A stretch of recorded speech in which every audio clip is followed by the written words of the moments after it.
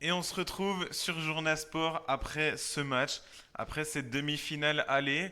Ce match, on en attendait beaucoup et au final, ça a été un peu décevant. C'était un peu décevant dans le contenu, mais on va revenir dessus avec Ismaël, avec toi, avec moi. On va parler Au du niveau du jeu. score On va déjà? pouvoir comparer les petites mi-temps aussi, parce que les deux mi-temps n'avaient pas du tout la même physionomie en termes de jeu et en termes de domination. Est-ce que Ismaël, t'es là?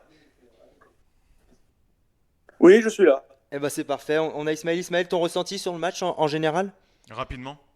Bah, en fait, je trouvais que les deux équipes voulaient pas se découvrir. Après, en même temps, c'était aussi, il faut rappeler le contexte, c'est une demi-finale de Ligue des Champions, donc on peut pas arriver et dire aux deux équipes, allez-y, partez à l'abordage. Donc ce soir, c'était plutôt une période où c'est plutôt, on va dire, un round d'observation comme à la boxe. On est le premier, on se regarde, on se donne des petits coups. Et c'était à peu près ça tout le long de la première mi-temps. Après, il y a eu cet éclair de Marquinhos sur coup de pied arrêté qui a débloqué la rencontre. Mais même quand on regarde bien le but de Marquinhos, les Citizens n'ont pas vraiment attaqué. Ils étaient dans ce rythme toujours lent. C'est même venu d'une erreur, on va dire, parce que les Parisiens sont surpris sur ce centre de Kevin De Bruyne. Donc, moi, je reste sur ma fin sur ce premier match. Après, faut le dire que c'est le match aller. Peut-être le match retour, on s'attendra peut-être à un match plus ouvert et donc plus d'attaques de part et d'autre. Ouais, après, Ouais, c'est vas-y, c'est vas-y. un très long round d'observation parce que du coup, là, c'est la moitié du parcours de la demi-finale. Enfin, c'est déjà la moitié. Donc, comme round d'observation, c'est vraiment long. Au final, à la sortie du round d'observation, Paris, ils ont pris 2 buts à domicile, ce qui fait qu'ils sont en ballottage très, très défavorable. Et peut-être que le round d'observation a duré un peu longtemps pour eux. Ou alors qu'ils se sont trop dévoilés tout Oui, de oui, suite et qu'ils étaient. justement, Vas-y. oui, bah, tu l'avais bien évoqué, Gaël, mais après, c'est ça, c'est ce problème-là, c'est qu'après, on peut souvent se faire punir. C'est comme, je vais prendre l'exemple de Barcelone-Bayern en 2015, où Guardiola, il y a 0-0, le match est vraiment serré, et jusqu'à la 77e minute, tu as deux éclairs de Lionel Messi et un éclair de Neymar, et le match est plié à 3-0. Donc, en fait, des fois, c'est vrai que quand des fois on tombe dans ce truc où il y a trop d'observations, à la fin, des fois, on peut se faire punir ou être récompensé. Bah là, le problème, c'est qu'il n'y a même pas eu d'éclair, quoi. Les 3 buts, ils sont. Bah, on va pas dire nas, parce que voilà, le coup franc, bah, il est frappé comme il faut. Le centre de De Bruyne, il est bien placé, un rebond avant le gardien. Mais les 3 buts, c'est pas des éclairs de génie, quoi. Donc ça manquait un peu de paillettes dans ce match. On aurait Après, aimé. il l'avait dit, Ismaël, hein, Ah bah City, oui, City c'était. allait pas trop se découvrir et Paris est rentré dans ce jeu de pas trop se découvrir, même si en première mi-temps, Paris c'était plutôt intéressant. Ils ont supposé leur jeu. Bon, c'était une possession assez équilibrée, mais dans le contenu, Paris nous a un peu surpris. Moi, je m'attendais à ce que City tienne un peu plus le ballon que. Bah, autant que d'habitude, peut-être un peu moins, mais tienne plus le ballon que ça en tout cas. Alors qu'en deuxième mi-temps, bah, la physionomie a complètement changé. En deuxième mi-temps, bah, je sais pas comment tu l'expliques, Ismaël, mais avant le carton rouge, même, Paris a complètement disparu quand même. Bah oui, mais après, c'est clair, bah, les deux équipes, on va dire, ont quasiment disparu parce que on se rappelle, Guardiola avait dit avant match, je vais garder ma physionomie, je vais jouer, etc. Mais en fin de compte, quand on regarde le jeu de Guardiola, il n'a rien démontré d'exceptionnel. C'est en un limite, je pouvais être au City à côté et faire des passes pendant 1 heure et c'était ça le match. Et même c'était la même chose du côté parisien. Donc en fait, ça reste un peu sur cette fin. C'est-à-dire que aussi les Parisiens ils menaient 1-0 et ce qu'on peut dire, c'est que les Parisiens, eux, ça les arrangeait ce système parce que City, à part jusqu'au but de Kevin De Bruyne, ils sont pas dangereux. Donc pour eux, ça les arrange parce que 1-0 après, au match retour, ils arrivent, ce qui fait qu'ils vont dire que City va aller attaquer et donc ils vont rentrer dans ce système de contre-attaque. Mais là, comment dire, c'est que les Parisiens, ils sont peut-être tombés trop dans le jeu, City aussi, et après aussi, il y a eu une erreur sur ce centre où je ne sais pas ce que fait la défense parisienne. Kimpembe, il est peut-être au marquage, je ne sais plus de qui est dans l'axe. Et Navas est surpris et donc il prend ce but bête. Non, mais que tu veuilles garder le score, que tu veuilles garder le 1-0 face à City, c'est bien, mais pas toute une mi-temps. Je veux dire, 45 minutes, c'est long. Face à une des meilleures attaques d'Europe, tu vas pas dire je mets le bus à 1-0 et j'espère qu'il se passera rien. Parce que voilà, comme là, City a pas brillé, mais City a mis 2 buts et City prend un avantage énorme parce que Paris n'a pas osé continuer à jouer, parce que Paris a joué la carte de la prudence avec ce 1-0 et très mauvais choix. Je sais pas si c'était un choix volontaire ou alors intrinsèquement ils se sont arrêtés de jouer, ils ont joué plus prudemment. Je sais pas si Non, mais peut-être c'est surtout Pochettino. que Non, mais après, Ismaël, tu nous parlais de City qui pose le jeu et ça mène à rien. Mais en attendant, City il pose le jeu en deuxième mi-temps et ça met 2 buts et Paris fait rien. Et c'est tout là le génie de Guardiola, c'est qu'on a l'impression que l'équipe fout rien, mais l'équipe derrière, elle te met 2 buts. Alors les buts ils sont gags parce que sur le premier, Bakker c'est à se demander s'il fait du foot et Navas on sait pas ce qu'il fait. Sur le coup franc, bon, la séparation du mur est bizarre et Navas du coup il est caché, mais Non, mais le en coup franc est attendant, obtenu. Le dans le coup jeu, franc est non, oui, le obtenu. coup franc est obtenu. Non, mais voilà, c'est que le coup franc est obtenu, les joueurs ils sont à l'arrêt. C'est-à-dire que City, c'est ce jeu de se mettre à l'arrêt et d'un seul coup d'accélérer et de mettre ce coup d'accélération où Paris s'est endormi. Et pourtant, ce qui était surprenant, moi je pensais justement, honnêtement, à la mi-temps, je voyais pas City revenir parce que Paris, s'ils font la même deuxième mi-temps que la première, ils s'imposent ou peut-être sur une erreur, ils font match nul, mais dans le contenu, Paris en première mi-temps, c'était très bien. Ils ont su contrer cette tactique de Guardiola qui est de garder le ballon, qui est d'attendre la moindre faille et derrière ses buts. Et en deuxième mi-temps, ils sont rentrés dans le jeu comme le font les équipes de PL qui ont un peu de mal face à Manchester City. Ils se sont mis à 4 derrière, à 4 encore juste devant la défense. Après, il y avait Mbappé et Neymar souvent qui étaient devant. Bon, bah, ils défendaient pas trop effectivement. Et bah du coup ils ont attendu de récupérer le ballon, sauf que quand ils la récupèrent pas, bah c'est une erreur. Et bah finalement ça fait 2 buts et on l'a vu le pressing parisien sur le moment où City a le ballon devant la surface de Paris, ça presse pas énormément, c'est hyper statique moi j'ai trouvé. Bah oui, puis surtout que avec un mais Viking en justement, défenseur gauche, tu justement peux parce pas tout que miser sur tu ta avais défense, parlé quoi. que tu dis que c'était pas. Après, quand tu regardes bien, c'est que City, dans les 20 derniers mètres, ils n'ont pas été dangereux. Tu regardais bien, ils ont fait aussi des longs ballons dans la profondeur qui n'ont donné absolument rien et qui trouvaient parfois des personnes, c'était des passes dans le vide. Et City ont passé leur temps à circuler. Donc pour eux, les Parisiens, c'était comme une défense au handball. Ils circulaient, c'est-à-dire qu'ils allaient de droite à gauche, ils faisaient le pressing à 4. C'est en plus, si tu regardais bien, Foden, dès qu'il avait le ballon sur le côté gauche, ils étaient à 4 sur lui. Même chose de l'autre côté. Donc on va dire que les Parisiens, ils ont été punis parce que aussi après c'est ce centre de Bruyne, c'est comme l'histoire de la finale de la Ligue des Champions où Kimmich a eu tout le temps pour faire son centre sur la tête de Coman. Là, c'est à peu près la même chose, sauf que après il y a aussi un manque d'agressivité sur Kipembe. Après Kipembe aussi, il est au marquage. Il faut que je retrouve le prénom du mec qui était dans l'axe au moment du centre. Et surtout après, c'est que Navas est surpris parce qu'il pensait que Kipembe allait dégager malgré qu'il soit au marquage de ce genre dont je me Ouais, souviens mais plus du prénom. si Paris ils sont à attendre City comme tu l'as dit, c'est qu'il y a un souci. Oui, ils ont été agressifs sur Foden, mais tu le dis sur le ballon de De Bruyne, il n'y a personne qui monte dessus.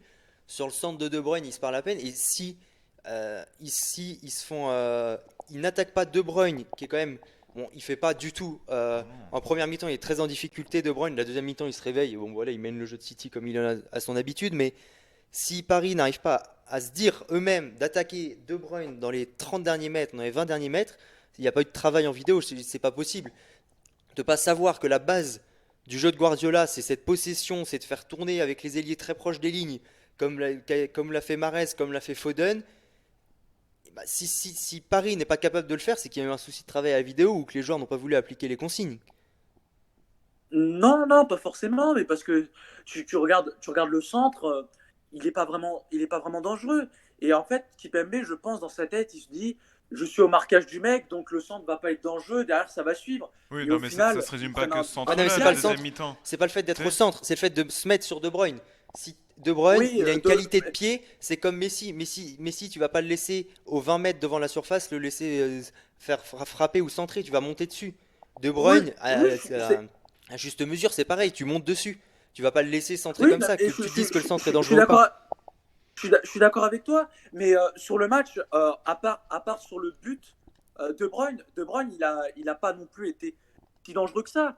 Enfin, il a essayé de, tu sais, de viser sur l'intérieur, mais à chaque fois, les Parisiens, vu qu'ils avaient un bloc très compact, pardon, ce qui fait que généralement, il n'arrivait pas à trouver cette passe vers l'intérieur, donc ce qui fait que des fois, il repassait par derrière ou il jouait sur les côtés. Donc, De Bruyne n'a pas vraiment été dangereux sur le match dans l'ensemble. La seule fois où il est dangereux, c'est sur ce centre qui amène le but, parce que les Parisiens pensent qu'ils ont le marquage dans l'axe, et donc ils vont laisser le centre, et au final ça a été une erreur, parce qu'ils prennent un but de gag. Mais je suis d'accord avec toi sur le fait qu'il faut prendre De Bruyne, mais quand tu regardes bien l'ensemble du match de De Bruyne, à part sur le but, De Bruyne, il n'est pas si dangereux que ça parce que les Parisiens sont bien compacts derrière en première mi-temps, justement. Il est pas dangereux, oui, mais il est décisif. Enfin, Oui, puis quand c'est pas c'est De lui sur Bruyne, la, c'est un autre, c'est hein. lui qui la donne à Foden, Foden qui croque énormément, Foden qui a croqué deux ou trois fois dans la mais deuxième mi-temps. c'est lui qui guide le jeu. Et si City arrive à faire tourner autant, c'est grâce à lui, parce que c'est lui qui va se mettre devant la défense, qui va faire coulisser.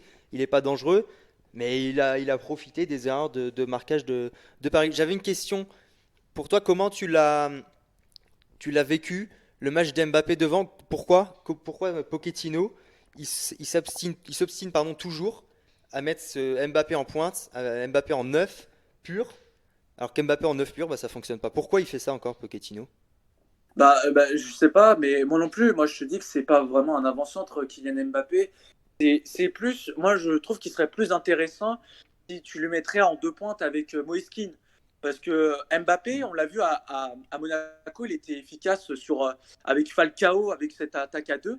Mais je ne comprends pas parce que moi, je pense que dans la tête de Pochettino, il s'est dit si on va défendre et on va miser sur les vitesses de pointe de Mbappé. Et en fait, quand tu regardes bien le match à Munich, c'est ce qu'il a fait. Et ça a payé deux fois parce que avec comment dire, tu regardes bien Mbappé, il était en pointe.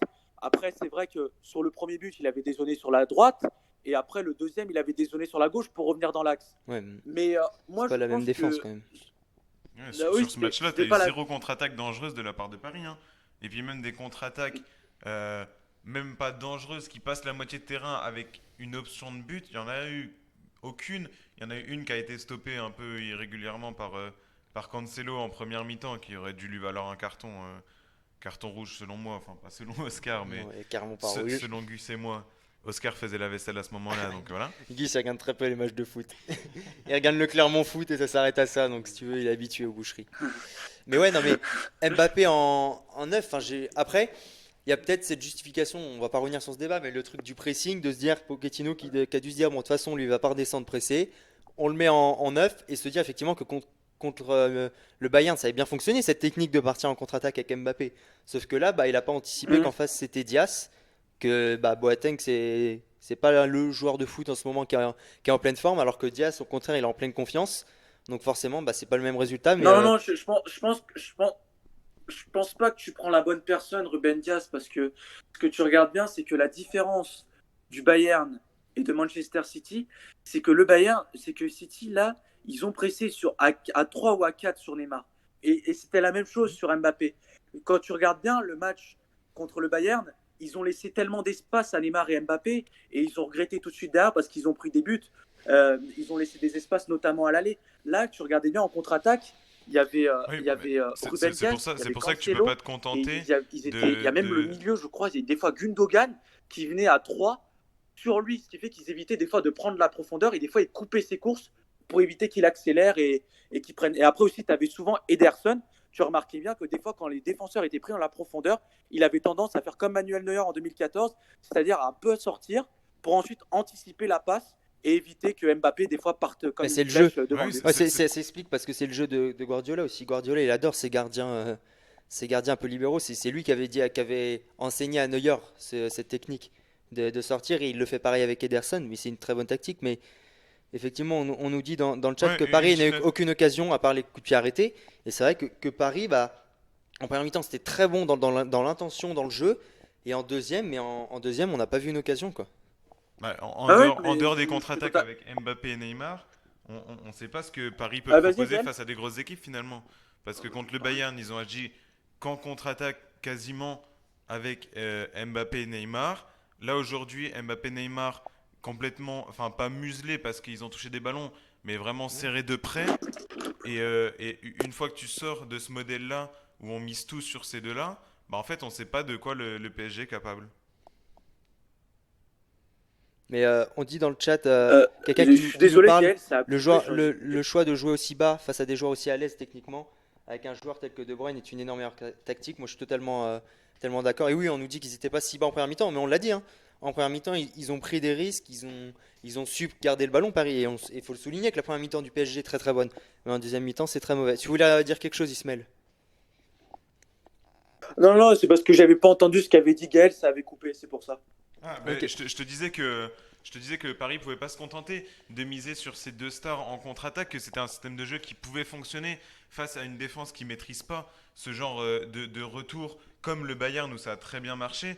Mais une fois que tu prives le PSG de cette possibilité offensive-là, et ben en fait on n'arrive pas à savoir de quoi le PSG est capable, autre que ça, à part d'une illumination de Neymar ou d'Mbappé, mais ça va se passer une fois par semestre. Mais en dehors de ça, on ne sait pas si le PSG est capable de construire des vraies attaques posées face à des grandes équipes, face à des grandes Mais défenses. là, tu l'as vu sur tous les. On parlait des contre-attaques tout à l'heure et j'y repense. C'est dans une des dernières occasions du match. On balance un grand ballon devant Mbappé et Mbappé qui se fait prendre. Je sais plus quel est le défenseur de City, mais qui le prend et à l'épaule le met par terre. Et c'est exactement ce qu'on abordait dans l'avant-match. City, leur technique de défendre, c'est on se met à 4 derrière. Quand il y a un long ballon, une contre-attaque, on recule au maximum. Et quand on est devant la surface, on attaque le joueur. C'est exactement ce qui s'est passé. Et moi, j'arrive pas à comprendre comment en vidéo, comment c'est simple pour un club. Si des gens comme nous qui n'y connaissons très peu au foot, on arrive à comprendre ça, comment des gars comme Pochettino et son équipe, ils n'arrivent pas à comprendre comment défend City et pourquoi ils ont voulu balancer des longs ballons devant. Moi c'est parce que je pense qu'ils n'ont pas Non, mais après, d'autres ce grandes que tu peux forces et aussi donc ils sont souligner, obligés de c'est miser sur un qu'aussi Mbappé. à, à la 73e minute, 77, ils prennent un rouge, ils sont à 10, et donc aussi, après, ils ont le cul entre deux chaises, parce qu'après, il fait des changements au milieu de terrain, renforcés avec Ander Herrera et Danilo Pereira, et après, donc, ce qui fait qu'il condamne quasiment son attaque, parce qu'il se dit, je vais pas prendre je suis à 10, si je prends le risque d'aller attaquer pour égaliser, je peux me faire punir derrière, et il le sait, parce qu'il y a des joueurs qui prennent la profondeur à City, et donc, je pense que le tournant, c'est la 77e où il va carrément se dire je vais stabiliser quasiment ce résultat. Et après, j'essaye de miser sur les très peu d'attaques que j'ai parce que quand on regardait bien, c'est le carton rouge de Gay, il bascule le match. Ça a complètement coupé l'équipe en deux. Il fait rentrer plus de milieu de terrain pour vraiment stabiliser le truc. Et encore même en stabilisant le truc, ils ont été encore un peu dangereux, City. Donc je trouve que le carton rouge aussi a peut-être mis Pochettino sur le deuxième but des Citizens dans la passe à se dire je peux pas aller chercher l'égalisation parce que ça va être compliqué, je peux prendre le contre derrière. Ouais, mais tu parles des milieux. Si Pochettino il te fait rentrer des gars comme Danilo Pereira, bon, il fait pas la saison de sa vie, mais bon, c'est un 6 qui est quand même censé récupérer des ballons. Il fait rentrer un Ander Herrera qui est censé distribuer, qui est censé qui a une qualité de quand même balle au pied, Ander Herrera. Et derrière, Oui, la tactique de Paris, c'est quand même balancer des longs ballons devant, alors qu'au milieu, ils ont Paredes, ils ont Verratti, ils ont Ander Herrera, et ils ont, non pas. et ils ont comment il s'appelle, Perrin qui est rentré. Comment ça se fait qu'ils Non, sont pas Paredes, capables de il est construire? sorti au moment où il est sorti et il a sorti aussi Di Maria. Ouais, pardon, ouais, Paredes dis-moi rien. était Ouais, sorti. mais comment tu peux pas être capable de construire avec cette qualité que tu as balle au pied et tu vas te dire que tu balances devant tout seul pour Mbappé, qui Mbappé il se retrouve face à quatre défenseurs et c'est pas n'importe qui les quatre. En plus, Zichenko venait de rentrer et Zichenko, j'étais surpris, il fait une très bonne rentrée et, et tu balances devant Mbappé, tu peux pas dire que tu as envie de jouer au foot et avoir ce type de jeu quand même. Oui, oui, non, mais je comprends parfaitement ton analyse. Mais après, là aussi, il faut le dire, c'est que quand tu es à 10, et je crois que c'est au moment où ils sont à 10, il fait tous les changements. Ouais, ouais, Pochettino, il fait ouais, c'est à ce rentrer, moment-là. Oui, il fait mais rentrer c'est trop Ander tard. Herrera. C'est trop tard, Ismaël. 77e minute, imagine. Allô? Il reste plus J'entends. qu'une dizaine de minutes dans le match. T'as fait plus de 20 minutes de non-jeu. C'est beaucoup trop tard pour moi. Le tournant, il est vraiment pas là. Le tournant, c'est Non, non, non, au non, non. rentrée des vestiaires où Paris s'est arrêté de jouer et voilà. C'est beaucoup trop tard, 77e. Oui, oui, non, mais je comprends, mais les changements, ils arrivent à la 77e. Mais Ouais, mais après, trop sur tard. les principaux changements de Pochettino, je ne parle pas de Pep Guardiola, je parle uniquement de Pochettino. Il a attendu le carton rouge pour faire plusieurs changements. Et après, en même temps, sur le banc, il n'a pas grand monde, à part Moïse Kean, éventuellement, qui peut rentrer devant. Mais s'il fait rentrer un attaquant, ça veut dire que avec Verratti en plus, ça veut dire qu'ils vont être quasiment à 4 devant parce que Verratti, il monte très haut sur le milieu de terrain. Donc, ce qui fait qu'il va peut-être encore découper son équipe en deux. Et après, c'est ce tournant du carton rouge parce que en même temps, on ne peut pas reprocher à Danilo Pereira et à Ander Herrera qui rentrent. à partir du carton rouge à dire c'est à eux que tout repose le milieu de terrain. Ils peuvent rien faire, ils sont à 10 et on va être dans cette impasse à 10 parce qu'on peut pas dire à 10 on va quand même y aller parce que sachant que derrière on a dans le dos on a Kevin De Bruyne, on a Phil Foden et on a tout le reste qui peuvent repartir comme des flèches derrière. Donc moi je pense que Paris a peut-être fait l'erreur sur la deuxième mi-temps de dire on va Clairement. continuer à défendre. Et après, c'est le but de gag aussi qui change le truc et où Paris est perdu. Mais aussi, il faut peut-être dire que le rouge bascule le match et qu'en gros, ils se disent on ne peut pas se dire on va faire le football total Brésil pour ensuite peut-être prendre 4 ou 5 buts derrière dans les 10 dernières minutes. Ouais, mais Non, après, non. c'est une question de choix. T'as raison, c'est une question de choix et chacun est pour ou contre. Mais moi, je vais te dire, je préfère un coach qui, à la manière du faire Guitem, bah, il perd. Certes, il est dans la mouise, entre guillemets, s'il fait un changement offensif, mais Ferguson le faisait très bien, il faisait un changement offensif dans les 10 dernières minutes, et des fois ça marchait, des fois ça marchait pas. Mais le truc là, c'est que Pochettino s'est dit, il y a quand même moins de risques à se dire on défend à fond, et il y avait autant de risques pour moi d'en prendre un troisième, on défend à fond, on voit si ça marche sur une contre-attaque. Et lui, il mise tout sur le fait d'aller gagner derrière à City. D'aller gagner, il faut qu'il gagne 2-0 à City. Ou, enfin, tu vois, qu'il mette un certain score à Manchester City au retour. Alors que moi, je pense qu'une prise de risque, après, c'est chacun sa version, mais moi, j'aurais préféré un coach qui va prendre un risque, qui va te faire rentrer effectivement peut-être un Moïse Kean pour essayer d'égaliser. Parce que 2-2, c'est pas le résultat rêvé, mais c'est mieux un 2-2 qu'un 2-1, ça paraît logique. Mais Mais là, à 2-1, pour moi, à 2-1, City, Paris, ça va être vraiment très très compliqué au retour. justement, j'aimerais rebondir là-dessus. Tu dis que moi, je mise tout pour attaquer, pour essayer d'égaliser. Sauf qu'en fait, là, t'es au match aller. Et en fait, t'imagines, tu te dis, vas-y, il me reste 10 minutes, je vais tout miser. Et au final, le mec, il en prend 4. C'est-à-dire qu'au lieu de finir à 2-1, il finit à 4-1 pour Manchester City.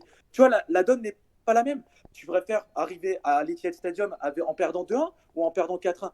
Tu vois, donc, en fait, faut savoir mesurer. Il faut se dire que c'est le match aller. Si à la limite, là on dit que Paris est vraiment éliminé et qu'il reste une demi-heure pour se qualifier, comme Ajax Tottenham où Pochettino l'avait fait, justement, où il avait fait rentrer plusieurs attaquants. Là d'accord.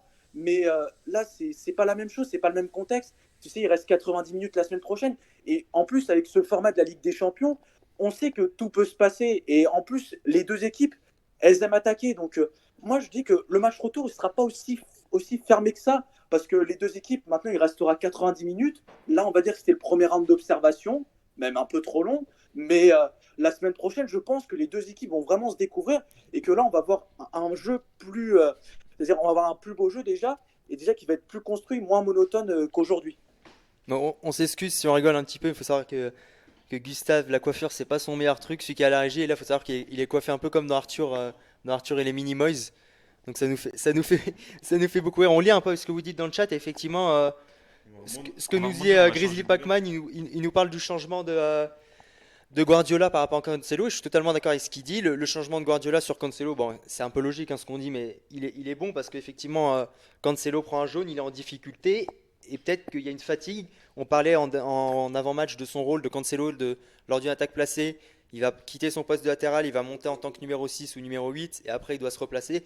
À force de faire ça toute une saison, peut-être que Cancelo est fatigué. Moi je trouve que Zichenko, il a fait une très très bonne rentrée à ce poste-là, et je pense que ça a souligné. Et on nous a dit aussi, c'est Gus justement à la régie qui a dit dans le chat qu'est-ce que vous avez pensé des changements de Guardiola parce qu'il en fait qu'un, il fait que cette rentrée de Cancelo, cette rentrée de Zichenko pardon. Alors nous aussi on a été surpris sur le moment, mais après bon bah c'est Guardiola, de toute façon on peut être surpris de tout avec Guardiola, mais finalement ça a marché et je pense qu'il a pu reposer justement d'autres personnes sur le banc. Il y a un Ferran Torres qui va pouvoir faire rentrer ce week-end parce qu'il faut savoir que la demi-finale c'est la semaine prochaine, hein. Donc il faut que ce week-end il fasse tourner. Donc il va pouvoir faire tourner avec toute son équipe 2 qui va être au complet. Alors que bah voilà malheureusement bon il a joué que 13 minutes Danilo Pereira mais il va être titulaire la semaine prochaine c'est sûr. Pochettino comptait peut-être pas faire rentrer Danilo Pereira quoi. Et d'ailleurs je voulais rebondir sur ça Ismaël. Danilo Pereira, pour toi, du coup, la semaine prochaine, il sera aussi titulaire en tant que 6 ou est-ce que Pochettino va nous retenter une compo avec, on ne sait pas pourquoi, Danilo Pereira en défenseur central et qu'on ne sait pas, peut-être trois défenseurs ou Marquinhos qui monte en 6. Non, non, non, il le fera jamais, ce Danilo Pereira en défense centrale. Tu sais, la seule fois où il a mis Danilo Pereira en défense centrale, c'est parce qu'il avait plus de défenseur central, il en avait plus. Et justement, c'était contre le Bayern. Marquinhos s'était blessé, donc là, il avait pris l'option de mettre Danilo Pereira en défense centrale. Mais je sais pertinemment que s'il a Marquinhos ou Kipembe, il va garder cette défense centrale à deux. Mm. Peut-être, oui, tu as raison, évoquer le système à 3, c'est-à-dire à 3 défenseurs centraux et faire peut-être monter les deux latéraux. Mais Pochettino, ça m'étonnerait qu'il utilise un système comme ça parce que sinon, ça serait trop défensif. Parce que les latéraux, je pense pas qu'ils oseraient trop monter au match retour. Donc, je pense plus qu'il va rester sur ce système à 4 et garder ce milieu à 3. Donc, après, c'est vrai que là, il y a un gros problème pour le retour, c'est la suspension de Gay. Parce que Gay, je trouve qu'il est important. C'est parce que c'est quelqu'un, je trouve, qui est entre guillemets le poumon de l'équipe, qui court partout et donc qui essaye de récupérer des ballons. Et moi, je trouve que Danilo Pereira, il a plus le profil de statique, il a le profil de Marco Materazzi, on dirait, c'est quelqu'un de grand, qui est pas trop mobile sur ses appuis et qui essaye d'apporter un duel physique au milieu de terrain du Paris Saint-Germain. Ouais, bah, moi je voulais revenir sur le fait que tu as dit qu'au final 2-1 pour Manchester City, c'était un pas si mauvais résultat pour le Paris Saint-Germain. Mais quand tu regardes la forme des deux équipes sur ce match-là, un Paris Saint-Germain qui était très intéressant en première période, qui aurait pu faire très mal à cette équipe de City, qui était, je sais pas, hyper nonchalante, pas d'effort Ouais, collectif, ouais. euh, assez décevante. Et au final, bah, ça gagne 2-1, ça prend l'avantage des deux buts à l'extérieur, alors que Paris semblait en forme. Et face à un tel niveau de Manchester City, vraiment Paris aurait pu espérer la victoire. Et si là, City fait un vrai match de Manchester City au retour, il n'y a aucune chance que Paris ne mette deux buts d'écart à City. Et je pense que ce soir, vraiment, c'est raté. Et s'il y avait une opportunité, c'était ce soir, avec une équipe de City très décevante et une équipe de Paris très, très, très intéressante pendant la première période qui aurait dû gagner ce soir. Ouais, avant de rebondir, je tiens juste à dire dans le chat, n'hésitez pas à nous donner des joueurs, si vous voulez qu'on parle d'un aspect du jeu ou même des joueurs, si vous voulez qu'on aborde le match, je sais pas, de Bakker, de Mbappé, là on va nous parler, on parle de Di Maria, on pourra peut-être parler du match du Di Maria, je voulais juste rebondir, moi qui adore Manchester City en première période, je les ai pas reconnus quoi. C'est-à-dire que quand tu as parlé de nonchalance, mais c'était ça, et De Bruyne le premier, il n'était pas dans son match, il cherchait pas à faire bouger son équipe, les relances, on a eu plusieurs fois des relances longues, alors c'est quelque chose que Guardiola il a toujours détesté, il a dit on saute pas des lignes, il veut faire des contre-attaques bien sûr, Guardiola c'est un, comme tout entraîneur il en profite de ses contre-attaques, mais il préfère un jeu posé, et là c'était des contre-attaques de on balance devant, mais alors qu'en deuxième mi-temps, là on a reconnu Manchester City, alors je sais pas ce qui a été dit à la causerie, mais connaissant Guardiola, à mon avis ça devait être quelque chose, mais ils ont su opposer leur jeu, et là c'était intéressant, et je pense qu'effectivement c'est un hyper mauvais résultat pour Paris parce qu'au retour, il suffit que City, et c'est très rare que Manchester City Ne marque pas. te garde 45 minutes sans rien faire. Là, au retour, ils te feront pas 45 minutes sans rien faire. Oui, oui, mais après, ce qu'on regarde, mais moi, ce qui m'interpelle aussi, c'est que j'ai pas vu sur la deuxième mi-temps qui changeait le jeu. C'est-à-dire que même l'entrée de Zinchenko à gauche, pour moi, n'a pas changé vraiment grand-chose. Parce que quand on regarde bien sur le début de la seconde période, tu regardes bien, et même des deux côtés, enfin, c'est lent, quoi. On s'observe, on fait des passes, y a rien, il y a pas de fond de jeu. Et City, c'était ça, franchement, au début de la seconde période, parce qu'il y avait ces 8 défenseurs côté parisien.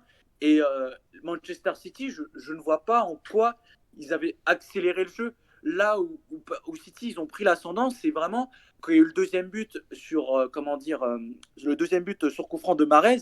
Là, ils ont commencé à se découvrir et à attaquer un peu plus. Mais sinon, avant le but de De Bruyne, j'ai pas vu de grands changements de Guardiola et même c'était le rythme était toujours lent et monotone, je Ouais, trouvais. justement, c'est pour ça, face à une telle prestation de l'équipe de City, vraiment Paris aurait pu en mettre plus.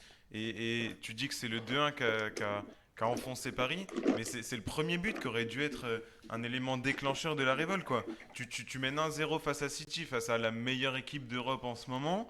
T'es en forme, t'as des joueurs qui sont en forme. Di Maria qui fait une super première mi-temps. Comme dirait Roten qui a levé le pied en feu. Tu peux pas te permettre de prendre un but, égalité, et te dire on va conserver ce score et t'en reprends un dans la foulée. Pour moi, le premier but de City aurait dû être un élément déclencheur et se dire, bah merde quoi, nous on est bon, City est pas forcément dans son meilleur jour, De Bruyne en difficulté, Foden très peu de réalisme, enfin pas du tout de réalisme puisqu'il a pas marqué. Voilà, c'était le jour à prendre l'avantage et Paris l'a pas fait malheureusement. Ouais, je voudrais revenir sur un point pour clore un peu ce débat sur est-ce que le 2-1 est bon résultat ou pas. On nous parle dans le chat tout d'abord, premier élément, sur la fatigue des joueurs. Grizzly qui nous parle de la fatigue des joueurs et je suis totalement d'accord. Alors après, est-ce que c'est pas une excuse pour le jeu qu'on a eu aujourd'hui, hein, mais la fatigue des joueurs, on va pas réouvrir l'éternel débat de il y a trop de matchs, tout ça, et ce sera le cas encore plus en 2024 avec la nouvelle formule de la Champions League, mais là il y a trop de matchs, on le sait, et les joueurs sont hyper fatigués, en plus avec le décalage des championnats, des matchs internationaux. Donc ça a peut-être expliqué en partie ce faux rythme qu'on a eu dans le match. Ensuite, on nous parle du faux neuf de Manchester City qui était Foden aujourd'hui, du mauvais match, et tu l'as dit, pour moi, moi qui suis grand fan de Foden pourtant, qu'il l'a dû, mais Pas mauvais. non, il fait pas ce qu'il fait d'habitude. Ouais. Et Foden a pas fait le match qu'il doit faire pour moi. J'avais parlé en avant-match du fait que moi j'adorais cette technique de faux neuf, pardon, mis par Foden. Et là, vous avez totalement raison de le souligner que ça n'a pas du tout marché cette technique-là. Les avants de City, c'était sur les côtés. Ça a été Mahrez qui a créé le danger. Notamment très bon match de Mahrez et Foden et la technique du faux neuf, elle n'a pas marché. Et vous avez raison de le souligner. Faut pas changer cette technique, mais il faut que Guardiola peut-être réfléchisse ou trouve un joueur qui peut compléter complètement ce profil de faux neuf parce que Sterling, il correspond pas du tout à ce type de faux neuf parce que de toute façon, il n'est pas faux neuf, il est ailier. Foden, il aime beaucoup permuter et moi je le trouve bien meilleur un petit peu plus bas en termes de 10. Enfin voilà, la technique de faux neuf, vous avez raison de le souligner, pour moi, elle n'a pas marché ce soir parce qu'il n'a pas le joueur pour. Après, dans le chat, on nous parle de PSG qui doit acheter Haaland pour 300 millions. Bah écoutez, s'ils sont pas en dette comme le soulignerait le Real Madrid, alors que c'est eux qui vont Ah, l'acheter, on sait pas. moi, j'aimerais souligner un petit message d'encouragement de Matt. Peut-être que c'est Mathieu, je sais pas. Mathieu, si c'est toi, bah, merci beaucoup. Allez, Dijon. Bon, malheureusement, c'est trop tard pour cette année. Ils vont descendre. Voilà, une piètre année pour Dijon. Petite parenthèse Ligue 1, mais voilà, Petite parenthèse Ligue 2. c'est très, très compliqué à vivre Ismaël, en tant que Dijonnais. t'as un joueur sur qui tu voudrais revenir? Toi, Peut-être si on fait les tops, les flops. Non, pas particulièrement. Il n'y a pas un joueur Ismaël pour va moi se qui coucher, est sorti d'accord. du match.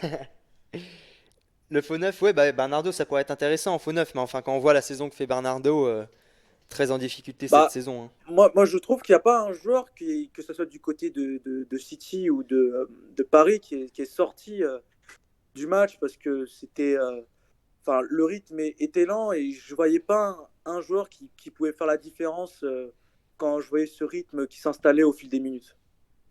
Bah, peut-être en flop parisien, bah, Bakker, tout simplement. Parce que, bah, après, je sais pas ce que t'en penses, toi, peut-être que tu le connais un peu mieux que moi, mais sur ce match-là, voilà, il a fait des interventions douteuses, il a failli mettre un but contre son camp. Sur le même geste, il faillit s'assommer avec sa propre main. Enfin, vraiment un match pas catastrophique, parce que, voilà, le mec est à Paris. Enfin, voilà, c'est Non, vraiment pas un joueur catastrophique. Bakker, on croit qu'il fait un bon match en première mi-temps.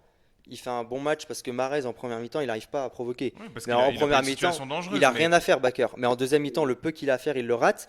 Et tu soulignais sur le but que c'était Kimpembe. Pour moi, c'est Bakker le fautif sur le but de De Bruyne parce que il bloque.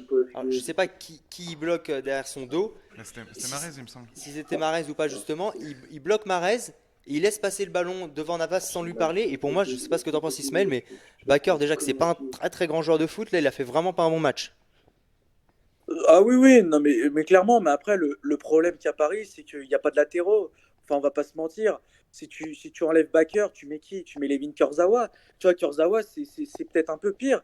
Après, il y avait aussi cette histoire de Abou Diallo qui était aussi stable. Mais Abou Diallo, il venait tout juste de revenir de blessure. Et donc, c'était compliqué de le mettre dans le bain sur un match comme ça. Donc après, Bakker a été entre guillemets, la situation de secours pour Mauricio Pochettino. Après, c'est vrai qu'il a fait un match, il n'a pas fait un bon match parce que quand on regarde, des fois, il était pris sur son côté, donc il était souvent débordé, alors que des fois, ils n'ont pas vraiment été aussi dangereux que ça, les Citizens. Après, sur les flops côté parisien, il y a pas vraiment. C'est plutôt, je dirais, un flop collectif parce que il n'y a pas un mec qui a été vraiment, vraiment en dessous des Bon, autres. Mbappé, il te fait pas un match, hein. Mbappé, il joue pas Ah au oui, foot ce non, soir, mais hein. oui, Et au contraire, Di Maria, il fait oui, un mais bon match. après c'est que la différence, c'est que tu peux pas constamment dire que quand l'équipe va mal, c'est la faute des stars. Clairement, c'est la faute là, elle vient du pressing. C'est-à-dire que comment ça se fait que les Parisiens restent comme ça? C'est-à-dire que tu as vu qu'ils étaient lents, ils restaient à 8. Enfin, il y avait pas d'intensité dans le pressing. Et alors qu'en première mi-temps, ils ont essayé de l'installer, cette intensité. Mais là, tu le regardais bien, il y avait cette deux lignes de 4. Et après, ils restaient derrière. Et pourtant, City, et sur cette deux lignes de 4, ils n'étaient pas dangereux. Ils faisaient tourner comme au handball. Et ça n'avait rien apporté. Mais moi, je vois pas un joueur qui pourrait peut-être ressortir éventuellement en tant que flop du côté PSG. Bah, moi, je te mets Mbappé parce que tout simplement, oui, le système proposé par Pochettino fait que de toute façon, il n'y arrive pas en neuf. C'est pas une surprise que Mbappé en neuf, c'est catastrophique. Il sait rien faire. Et offensivement, on parle défensivement, mais en avant-match, tu soulignais que les attaquants étaient faits pour être offensifs. Eh ben, Mbappé, ce soir, il est ni défensif ni offensif. Le peu qu'il propose, il se fait manger par les quatre défenseurs tour à tour. Il fait trois passements de jambes, puis après, il perd le ballon comme à son habitude. Et par contre, Non. moi, non, non, mais et moi, par contre, il y a un joueur que j'adorais, tu l'as souligné, c'est Di Maria, et j'ai trouvé que son implication défensive était très bonne. Les ballons défensifs, il y a un moment, il te ressort la balle, il dribble un, deux joueurs. C'est très très bon. Moi, j'ai trouvé, au contraire, que je sais pas ce que tu en penses, mais que Di Maria, il fait un très bon match. C'est là le paradoxe, parce qu'en Oui, fait, oui, euh, Di Maria fait un bon match, mais après, ce que tu regardes pas, c'est que Di Maria, c'est-à-dire qu'il avait moins ce rôle central sur la défense des Citizens. Tu regardais bien sur le marquage, quand Neymar avait le ballon, ils étaient à 3 ou à 4, et Mbappé la même chose. Et j'ai remarqué que le côté de Di Maria, c'est que Di Maria, lui, quand il avait le ballon, il avait un ou deux joueurs, et des fois, il se retrouvait tout seul sur son côté. Donc après, c'est là où tu vois la différence, c'est que Di Maria, lui, à la différence de Neymar et Mbappé, il a eu plus d'espace. Et entre guillemets, il a eu moins ce rôle central que dans l'attaque, parce que Guardiola, il s'est dit quoi? Il s'est dit, ok, il y a deux monstres en face, il faut les bloquer. Et c'est ce qu'il a fait. Il a dit, aujourd'hui, ça va être Neymar, on va être à 4 dessus, Mbappé, on va être à 4 dessus, et éventuellement, Di Maria, on va le laisser de côté. Et c'est ce qu'ils ont fait, parce que je regarde sur le pressing sur André Di Maria, ils étaient à 2. Allez, des fois, ils laissaient en un contre un, mais éventuellement, il y avait le latéraux des fois qui venaient couvrir derrière, ou sinon, ils étaient vraiment à 2 grands max sur Di Maria. Et donc, ce qui fait des fois, il a eu plus d'espace aussi pour s'exprimer. Ouais, mais pourquoi? Faut réfléchir. Pourquoi ils sont à 4 dessus sur Mbappé et Neymar? Et pourquoi des joueurs comme Mahrez, des joueurs comme Foden, ils sont pas à 4 dessus Paris? C'est hyper simple et c'est ce qu'on expliquait. moi j'ai la C'est, réponse. c'est... Allez Gaël, Merci, réponds. monsieur. Parce que c'est les seules armes offensives du Paris Saint-Germain. Et parce que surtout, c'est que selon moi, après, j'ai sûrement pas raison, mais Mbappé, Neymar, bah, on l'a dit, ils font pas le retour défensif. C'est une chose, chacun pense ce qu'il veut. Mais quand Mbappé et Neymar font pas le retour défensif, bah, ils partent du milieu de terrain. Et quand tu pars du milieu de terrain, tu as le latéral qui monte sur toi, tu as le 8 et le 6 qui montent sur toi, tu as l'ailier qui peut revenir sur toi. Quand Foden, il va te récupérer un ballon, alors je sais plus s'il les récupère sur Di Maria ou qui que ce soit, mais il le récupère devant sa surface, bah, ils peuvent pas être à 4 dessus les Parisiens parce qu'ils sont soit plus bas, soit plus haut. Et c'est très simple, c'est juste que bah, Paris, le jeu de Mbappé et Neymar ce soir, et notamment Mbappé enfin, le plus pour les deux, c'est que il part lui de son poste, il fait aucun mouvement et il attend le ballon. Forcément, quand tu attends le ballon, que tu es statique, c'est une base du foot, on monte sur toi. Et là, au contraire, il faut souligner que Foden, il fait pas un bon match, mais il a cet aspect défensif qui revient et qui fait que, au-delà du fait qu'il défende, c'est surtout qu'il part de plus bas, donc forcément, t'as pas quatre Parisiens dessus, quoi. Ouais, voilà, Mais justement, une bah, fois que tu tu as bien parlais contré peut-être les deux qu'il n'y avait pas stars, comme tu les appelles, 4 Parisiens bah dessus, finalement, il n'y a mais rien. tu regardes sur la première mi-temps des Parisiens, tu regardes bien que les deux côtés de Manchester City, ils n'arrivent pas à prendre la profondeur, parce qu'ils sont généralement à 3. Tu regardais bien, c'est qu'ils avaient cette défense comme au handball, où les mecs, ils étaient à un moment à 4 d'un côté, et après, dès que City changeait de côté, on repartait de l'autre côté, c'est-à-dire qu'ils étaient à 4 sur le porteur de balle. Donc, il ne faut pas être, je pense, aussi sévère dans le sens où il faut dire que Mahrez, entre guillemets, il a été laissé libre, il n'y a plus un pressing à 4. C'est pas vraiment vrai parce que tu regardes bien, sur la première mi-temps, je parle bien de la première mi-temps, il y avait bien 4 joueurs qui allaient presser sur les côtés.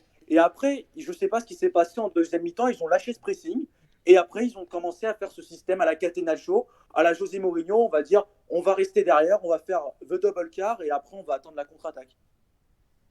Je sais pas si tu veux rajouter quelque chose. Oui, bah Moi, sur Mbappé, quand on parle de Mbappé, on a un commentaire dans le chat de JJ qui nous dit que Mbappé JJJ, t'es a, obligé. a demandé que des ballons dans les pieds, qui est son aspect de jeu le moins fort pour lui, enfin celui qui maîtrise le moins. Et il a raison, aujourd'hui, Mbappé n'a reçu aucun ballon dans la course, à part celui sur l'action avec Cancelo, mais voilà. Mbappé a préféré recevoir le ballon dans les pieds, et dès qu'il a reçu le ballon dans les pieds, effectivement, il a bien été cerné par la défense mancunienne. Et une fois que tu fais ça sur Mbappé, eh ben, l'équipe parisienne ne sait plus se servir de ce joueur. Une fois que tu bloques les courses, tu bloques les ballons dans les pieds, voilà, il n'y a plus d'autre solution. Et Mbappé a bien été muselé aujourd'hui. Il n'a pas su, contrer la défense de City. Mais il y a un commentaire qui nous dit justement JJ qui nous dit les stars sont là pour aider une équipe à sortir la tête de l'eau quand elle va pas et là Mbappé et Neymar n'ont pas fait leur job. Moi ça me fait rebondir sur un truc. C'est très simple, après on pourra clore le côté Mbappé, on pourra peut-être parler d'un autre joueur, mais Mbappé il y a 2 ans ou il y a un an, il demande plus de responsabilité au PSG. Là ce soir c'est un match à responsabilité, une demi-finale à la Ligue des Champions c'est un match à responsabilité. Sa responsabilité ce soir elle est où? Bah c'est il redescend pas, c'est il attend le ballon. Et Mbappé, quand on parle, et tu l'as utilisé Ismaël, le mot star, moi le mot star il veut rien dire. C'est un collectif, une équipe de foot, c'est 11, c'est pas Mbappé et Neymar qui doit faire devant, c'est une construction de balle. Et là, malheureusement, bah, si on parle en tant que star, effectivement, Mbappé est très mauvais parce il fait pas son rôle de star, il fait pas le rôle qu'il demande, c'est-à-dire d'avoir plus de responsabilité, de porter le jeu. Si on parle le rôle en tant qu'équipe, moi je suis d'accord avec ce que tu dis Ismaël, pour moi c'est une faute d'équipe, c'est pas une faute individuelle. Oui, Non, non, mais après, j'aimerais bien rebondir là-dessus. C'est ce système à la Mbappé. Mbappé, son problème, c'est que tu regardes bien sa conduite de balle. Il a une conduite de balle qui pousse le ballon. Et en fait, lui, il a besoin, entre guillemets, d'une rampe de lancement. Mbappé, je sais que il est limité techniquement dans le sens où il peut pas faire comme Neymar avec la souplesse de cheville, c'est-à-dire sur un appui, il part. Lui, en fait, il a cette conduite de balle où il doit pousser le ballon. Et en fait, Mbappé, ce que je dis jamais les journalistes, c'est que Mbappé, il a toujours besoin de Neymar pour lui distribuer les ballons. Parce que c'est Neymar sa rampe de lancement. C'est Neymar qui le lance à chaque fois. Et là, vu que Neymar il a été muselé, c'est que Mbappé a été bloqué. Et moi, sur le fait que dit que Mbappé, tu as raison, il veut prendre plus de responsabilités, etc. Mais ce que les journalistes ne disent pas sur Mbappé, c'est que peut-être il le voit aussi trop haut. C'est-à-dire dans le sens, Mbappé, il le voit peut-être trop technique, etc. Mais quand tu regardes sa conduite de balle, il a une conduite où il pousse le ballon. Et en fait, ça, c'est pas quelqu'un qui maîtrise le ballon comme un Messi, qui ça colle à la cheville et le mec, il peut partir sur un appui. Mbappé, lui, il a plus besoin d'un mec qui le lance. C'est-à-dire, c'est comme un Thierry Henry. C'est-à-dire qu'il arrive, il prend la profondeur et après, on lui donne. Et c'est ça la force de Mbappé. Mais Mbappé, après, balle au pied, on sait très bien que quand il est pris à 3 ou à 4, il fait son petit gris-gris, là, sa petite virgule, alors qu'on sait très bien qu'il n'arrive jamais à la faire. En fait, c'est Mbappé, quand il est retranché sur lui-même, il s'entête sur des gestes techniques inutiles. Mais c'est parce qu'aussi, il n'a pas cette capacité à éliminer un ou deux joueurs à arrêter. Ça, il peut pas. Il a besoin d'un mec qui le lance pour ensuite, il prend la profondeur et à partir du moment où il prend la profondeur, là, il peut éventuellement éliminer un ou deux joueurs éventuellement. Non, mais je suis d'accord avec toi, c'est ça, ses qualités Mbappé, Ah, c'est la prise de vitesse, c'est ses pouvoirs derrière. Une fois qu'il est lancé, oui, bah Mbappé, il faut le dire, est très bon, mais le problème, c'est qu'il se prend pour CR7 à Manchester United, donc il va se présenter face à 3 personnes, il va faire ses passements de jambes, sauf que lui, il perd le ballon. Il y a un commentaire dans le chat qui nous demande si on est sur YouTube. Oui, on est sur YouTube et les rediffusions sont toutes disponibles sur YouTube. Donc on a fait de la Formule 1, on a fait du rugby, on a commenté des matchs en direct. Les 2 diffusions de ce soir seront mises sur YouTube. Ça, faudra demander à notre connexion quand, parce que vu la connexion Wi-Fi qu'on a ici, Et, c'est et, très compliqué. et des fois, on nous dit que même en tapant Journal Sport, on trouve pas, même en l'orthographiant correctement. C'est vrai que YouTube, au niveau de la Ouais, ouais. recherche et du référencement, c'est très mauvais. Si vous voulez le lien, il me semble qu'il est sur notre page Instagram, ou sinon on va vous le mettre très rapidement. Mais voilà, essayez pas de chercher parce que souvent ça marche pas. Mais bien sûr qu'on a une chaîne YouTube et allez exploser les compteurs de vues. Non, mais n'hésitez pas à aller nous suivre sur YouTube aussi hein, et sur Instagram, je veux dire. Sur Instagram, on vous informe des lives. Là, on n'a pas pu pendant les vacances, bien sûr. On va reprendre. On va commenter la Formule 1 ce week-end Bah, ce notamment. week-end, ouais. Est-ce que vous avez un autre joueur que vous voulez aborder, si vous voulez noter des joueurs ou pas, n'hésitez pas. Si Ismaël, tu as un autre aspect du match, un moment spécial que tu vas aborder, n'hésite pas à nous le dire non plus, hein.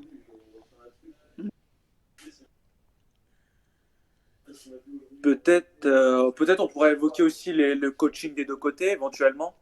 Ouais, ouais, bah, le coaching, moi si je peux parler d'abord dessus. Alors le coaching, quand tu veux dire le coaching les choix tactiques au De- niveau la composition, l'animation ou les coachings, les changements? Bah alors moi j'aimerais plus parler du flop Pochettino parce que éventuellement, c'est-à-dire que en fait je pense qu'il a été parce qu'il a été perturbé, c'est-à-dire qu'on a l'impression que l'égalisation il n'a pas Bah, il a amené pas réagi, quoi. grand-chose. Ouais c'est ça, mais en même temps Mm. après c'est que le problème c'est qu'il ne peut pas non plus réagir et sortir un milieu pour faire entrer un attaquant parce que c'est ce qu'il va faire. Et c'est ça qui en fait c'est que il me fatigue, c'est que Pochettino, c'est-à-dire il prend pas le risque de se dire je sors Di Maria par exemple maintenant. Tu vois, des fois il attend souvent la 65e, 70e pour sortir quelqu'un comme ça. Et c'est ça qui est un peu peut-être frustrant parce que moi ce que j'aurais fait par exemple, c'est que à la différence, j'aurais peut-être mis Moïse Kean à la place de Di Maria parce que quand tu vois des mecs comme John Stones ou Ruben Dias, il aurait apporté, je trouve, ce duel physique. Et dos au but, il aurait pu être servi dos au but, tu sais, pour faire ce jeu en pivot à la Giroud. Et en même temps, il peut prendre la profondeur.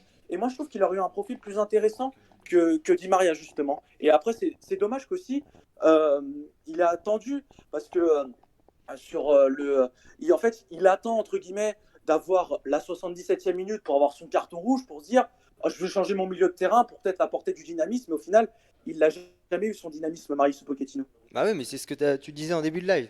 Tu parlais du fait qu'il joue pour défendre, et je pense que le, le fait, euh, le fait qu'il fasse rentrer ses milieux défensifs, notamment Pereira, Danilo Pereira, c'est un choix parce que Gay prend le carton rouge, mais moi je pense que Pochettino, et je suis d'accord avec toi, c'est les changements, les erreurs, mais à mon avis, si Gay prend pas le rouge, il fait sortir quand même un autre milieu ou un mec de devant, et il fait rentrer Danilo Pereira. Sa technique là, et moi c'est l'erreur que je lui reproche, et je suis d'accord avec toi, c'est pour ça que le coaching est un flop ce soir, c'est parce que bah, il est là pour il perd 2-1 et bah, il est là pour perdre 2-1. Il est à domicile, il est au Parc des Princes, il est en demi-finale à la Ligue des Champions, sa tactique c'est perdre 2-1. C'est pas de revenir au score, c'est pas essayer de gagner le match et pour moi ça c'est un flop et c'est vraiment dommage parce que derrière bah, Guardiola lui il va pas s'en plaindre, il a fait qu'un changement suite Zichenko, il en profite, il a pas d'autres changements à faire parce que de toute façon les changements de Pochettino, ils incitent pas un jeu offensif. Donc pourquoi Guardiola lui ferait un changement encore plus défensif ou encore plus offensif? Et là-dessus, Guardiola a été intelligent, il a fait reposer ses joueurs pour le match qui arrive ce week-end, quoi.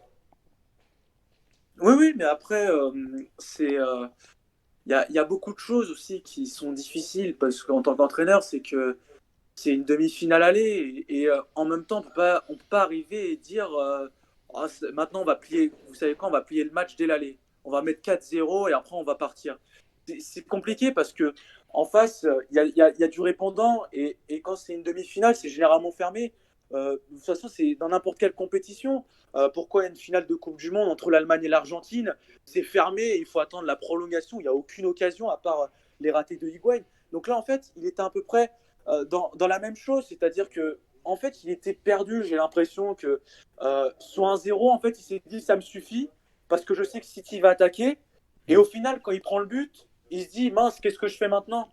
Et c'est à partir de ce moment-là où tu l'as perdu parce que tu te dis bah il va faire rentrer quoi? Moi, à sa place, à un partout, j'arrive, je dis ok, Di Maria, tu sors, je fais rentrer Keane. Keane comme ça, tout de suite, ça va apporter du duel physique avec Ruben Dias et John Stones, il dit que tu pourras jouer sur lui.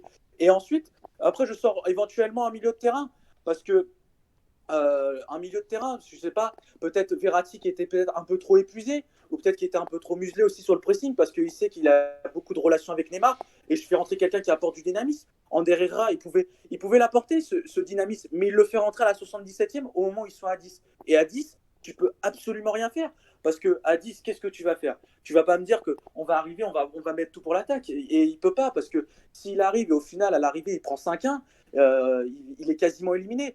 Là, la semaine prochaine, il a la chance d'être encore en course, c'est parce qu'on sait que la Ligue des Champions, c'est plein de surprises et c'est imprévisible, comme la saison de 2019.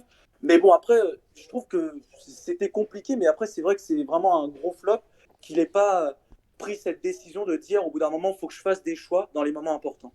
Non, mais je suis d'accord avec toi, le coaching pour moi, il est pas bon, le coaching de Pochettino. Les changements qu'il fait, ils sont trop tard. Les changements qu'il fait, moi, ils sont pas bons. Tu fais pas rentrer. Danilo Pereira, je peux comprendre, mais tu fais pas rentrer un Ander Herrera s'il est pas capable de porter le ballon. Tu fais rentrer un Keane, c'est bien plus important. On nous parle aussi de Paredes qui a pas fait un match excellent parce que Paredes, effectivement, bah, moi je trouve le commentaire très intéressant de Matt qui nous dit il déteste jouer sous pression. Bah, Paredes, de toute façon, à part mettre la pression et mettre quelques petits coups, pour moi, bah, c'est pas grand-chose sans ballon. Et avec ballon, tant qu'il y a un peu de pression, effectivement, il peut pas jouer. Ouais, Paredes Non, mais n'a pas fait après, un oui, gros c'est match. que. Bon. Je sais pas si on va peut-être pas rajouter quelque chose. Il est quand même déjà 23h52. On va vous laisser mettre les derniers commentaires et je pense qu'on va s'arrêter là parce qu'il est temps aussi de rentrer chez nous. Il faut rentrer chez nous. On a cours aussi demain quand même. Ça se Ouais, voit pas, mais on a cours. c'est vrai, bah du coup on va finir comme le premier live, un petit prono peut-être pour Le la match semaine retour. prochaine, juste la qualification ou un score exact au vu de cette première manche, on pourrait dire. Ismaël, tu dirais quoi? J'entends rien. Ah, on te demande. Est-ce que tu entends là, Ismaël? Non, je vous entendais pas du tout là. On te demande pour toi le prono pour la semaine prochaine, le score ou le coiffeur. Le score ou le coiffeur. Ah, écoute. Le coiffeur, il est bon, mais là, pour le score, ça va être Le compliqué, hein. score ou le qualif. Ah, ah, Chez le coiffeur, ça me déstabilise. non, je sais pas. Franchement, j'aimerais bien avoir une qualification du Paris Saint-Germain, mais si ils Non mais produisent le même sans être chauvin pour toi. chauvin. Mais après, en fait, c'est que c'est clair que City, pour l'instant, ils vont partir clairement favoris au match retour. Et après, mais bon, après, on sait que la Ligue des Champions, c'est souvent imprévisible. Mais moi, je dis que City, la semaine prochaine, devrait se qualifier, normalement. Mais bon, après, on n'est jamais à l'abri. Mais si Paris joue comme ça, c'est clair qu'ils vont se faire éliminer la semaine prochaine. Ouais, bah, moi je suis d'accord avec toi, même si bah, je suis pour City, mais là pour moi Paris n'a. Il y a peut-être des chances sur les failles de City. On sait jamais hein, ce qui va se passer ce week-end. Il peut y avoir un blessé, un De Bruyne qui rechute, on sait pas quoi. Mais pour moi, effectivement, le 1-1 de Matt, il me semble bon dans le chat. Est-ce que City n'a pas, même si Guardiola est fan de jeu, City n'a pas intérêt pour moi la semaine prochaine, alors à faire le jeu si, mais à pas tout tenter à mettre un 4-0. Mais faire Ouais. 1-1, ça me semble probable. City Dortmund en quart de finale, hein, 2-1 à l'aller. Match retour, premier but pour Dortmund. City qui se fait pas mener, mais qui dévoile pas un match Mhm. extraordinaire. City qui accélère un peu, City qui met deux buts et qui se qualifie 4-2 en cumulé. Je pense que ça peut être ça. Voilà. City qui n'est pas extraordinaire, qui avait laissé jouer Dortmund, qui avait même concédé le premier but. Là, pareil, il laisse jouer Paris. Enfin, pas il laisse jouer, mais il y a de la place pour Paris. Paris marque. Et au final, City est capable de revenir derrière. Donc, même si Paris marque en premier, City sera capable de revenir. Il faudrait vraiment un gros match en mettant deux trois buts pour Paris. Mais face à City, Ouais, voilà. bah, et on On souligne, connaît. et on va finir là-dessus, c'est que City est effectivement la meilleure défense en Ligue des Champions. C'est normal, vu le groupe, oui, mais City, cette année, sur 10 matchs joués en Ligue des Champions, 11 maintenant, c'est 10 victoires. C'est l'équipe qui a le plus gagné cette saison en Ligue des Champions. Alors oui, le groupe est facile, mais il joue Dortmund aussi. Enfin voilà, City, c'est une équipe qui est très impressionnante cette année. Et selon l'équipe qui se qualifiera en finale en phase, bon pour l'instant Chelsea, Real, bon on n'a pas affaire avec le Real, la meilleure équipe du Real de ces 10 dernières années, on le sait bien, mais face à Chelsea, moi je trouve que ça pourrait être un duel intéressant Ouais, mais voilà, ça fait regarde. Ce soir, City deux n'a équipes de n'a PL, pas ouais. forcé Mm. pour se qualifier. Comme face à Dortmund, City n'a pas brillé. City n'a pas du tout brillé ce soir. City nous a déçus et pourtant City gagne 2-1 contre le Paris Saint-Germain, l'équipe qui a éliminé le Bayern Munich quand même. Donc voilà, sans forcer, City se rapproche de la finale, de la victoire, tout logiquement. Enfin, pour moi, ouais, c'est un Ouais. pas de plus vers la victoire et sans forcer encore une fois. Après ils prennent un but face à Dortmund, ouais, mais t'as le truc d'Haaland. Ouais, Haaland, mais c'est physique et c'est ce qu'il faut hein, face à une défense comme City qui maintenant couvre bien les contre-attaques, bah faut un attaquant physique. Et il parlait de Keane tout à l'heure, Ismaël, et c'est un attaquant physique comme ça qu'il faut pour moi pour contrer la défense de City. Et Haaland a su le faire. et ouais, On va, si on on va, peut faire le parallèle Haaland-Mbappé rapidement, Haaland avait été très bien muselé en quart de finale. Au final, il fait une passe décisive, ce qui pourrait faire réfléchir Mbappé sur le fait, ok, je suis muselé, je vais pas pouvoir faire mon jeu habituel, alors il faut que je réfléchisse à jouer autrement. Haaland avait joué autrement lors du match retour, il avait délivré une magnifique déviation pour son coéquipier qui va marquer ensuite. Peut-être que Mbappé peut s'inspirer de la prestation d'Haaland voilà. au match retour. Bon, on en attendra plus du PSG la semaine prochaine. Merci Ismaël d'être passé et peut-être à la semaine prochaine, on ne sait pas comment on se débrouillera pour commenter le match. Bah, je vous remercie aussi de m'avoir invité sur le live Twitch. C'était super sympa d'avoir échangé avec vous, mes chers amis. C'était un plaisir. Voilà, n'hésitez pas à aller aussi suivre RDG la radio sur laquelle commentent Ismaël les matchs. Ils font des émissions, notamment le jeudi soir. Demain, il y a une émission, je l'imagine, l'interactif, c'est Oui, demain. l'interactive, ouais, justement, avec Loïs, Nicolas, Benoît et toute la team pour parler Voilà, chacun demain, avec sa chronique. demain à 18h, on retrouve toute l'actu. Merci à vous tous d'être passés. Vous êtes encore nombreux ce soir. Merci d'avoir commenté aussi, hein. Tout à l'heure, il y a justement, alors, je ne sais pas si c'est Darkini ou pas, je me souviens Oui. plus, ouais, qui nous a parlé du contenu. Merci, ça nous fait très plaisir. N'hésitez pas aussi à nous donner les points négatifs parce qu'on commence, on filme quand même avec un téléphone. On fait ça avec un Lenovo. Je peux vous dire que l'état du Lenovo avec lequel on live, quand il n'est pas branché, il plante une fois sur deux. Donc voilà, merci à vous d'être passés. On espère vous voir très vite et on se donne rendez-vous au moins, c'est samedi. Pour C'est le samedi Grand Prix? pour le Grand Prix de Bah, F1. du coup, dimanche, nous on commentera. On fait pas d'avant Bah, samedi. peut-être, On hein, sait pas. on On verra. sera On libre de verra. toute façon. Donc voilà, on se donne rendez-vous au moins dimanche Et pour le ma- Grand Prix de Formule 1. Et Mathieu, je t'attrape quand je reviens à Dijon. Voilà. Allez, c'est ça. salut à tous, bonne soirée. Ouais, merci à tous.